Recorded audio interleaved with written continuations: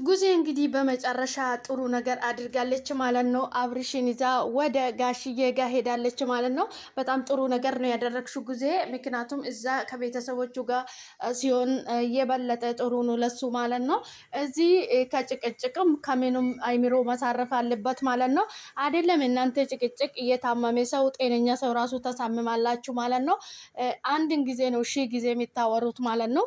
እናንተ የምታወሩት ነገሮች በጣም ጤነኛ ሰው ራሱ ግራ ነው የሚታጋቡት ማለት ነው።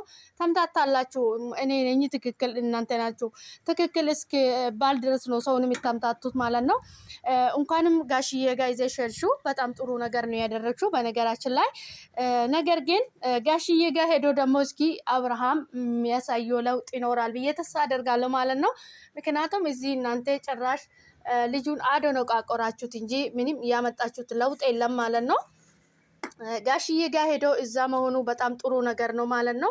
እንደዚህ በማድረግሽ ደግሞ ጥሩ ነገር ነው ያደረግሽው። እስከዛሬም ጋሽዬ ጋር ነበረ መውሰድ ያለባችሁ እንጂ እዚህ ልጁን የማይሆን ታሪክ ውስጥ የማይሆን ድራማ ውስጥ መከተት አልነበረባችሁ ማለት ነው። ነገር ግን በመጨረሻም ጋሽዬ ጋር መውሰድሽ በጣም ጥሩ ነገር ነው ያደረግሽው ጊዜ ማለት ነው። ያው አንዳንድ ጊዜ እንግዲህ ሰው ሳስብ ብዙ ነገር ሲያደርግ ይቆይና በመጨረሻ እንግዲህ አይኑም አይምሮ ሲሰራለት ወደ መልካም መንገድ ይመራል ማለት ነው። ሰው ጋሽዬ ጋር ይዘሽ መሄድሽ በጣም ጥሩ ነገር ነው። ጉዜ ጥሩ ነገር ነው ያደረግሽ ብዬ ነው የማስበው እኔ ማለት ነው።